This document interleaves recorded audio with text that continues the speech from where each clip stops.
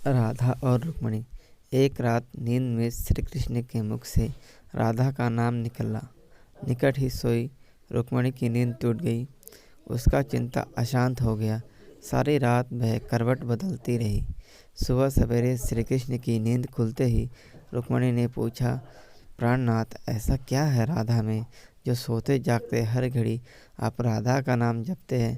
श्री कृष्ण मुस्कुराए, बोले, जानना चाहती हो प्रिय? रुक्मिणी ने हामी भरी। एक परीक्षा देनी होगी तुम्हें, कैसे, तैयार हो? श्री कृष्ण ने पूछा। श्री कृष्ण रुक्मिणी को लेकर यमुना तट की ओर चल पड़े। राधा को भी संदेश भिजवा दिया गया।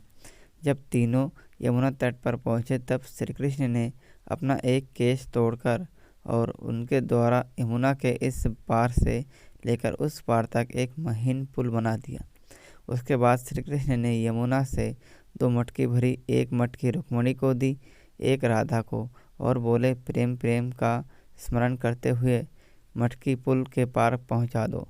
रुक्मिणी मटकी लेकर पुल पार चलने लगी। कुछ दूर चलने के बाद जब उसने पुल के दूसरी ओर देखा तो साशंकित हो गई। उसके कदम डगमगाने लगे। उसने स्वयं को तो संभाल लिया, किंतु मटकी संभल न पाई। वह किसी तरह पुल तो पार कर गई, पर मटकी यमुना में गिर गई। जब राधा की बारी आई तो मटकी लेकर बड़ी सहजता से वो पुल पार कर गई। यह देख रुक्मिणी चकित हुई।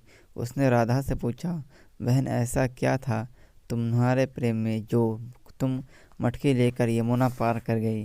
राधा ने उत्तर दिया, बहन, मैंने कहाँ यमुना पार किया, प्रिय के द्वारा मेरे हाथों में दी मटकी ने ही मुझे पार पहुँचाया। रुक्मिणी को राधा के प्रेम की अथाह गहराई का भान हो गया। संपूर्ण प्रेम का मूल है जहाँ समर्पण है, वह पूर्ण विश्वास है, शंका के कोई चिन्ह नहीं। राधा का श्री कृष्ण के प्रति संपूर्ण प्रेम भाव था। शंका लेश मात्र भी ना थी। विश्वास था कि प्रिय ने हाथ में मटकी दी है तो पार भी वही पहुँचाएंगे। सीख, प्रेम करे तो संपूर्ण भाव से करे।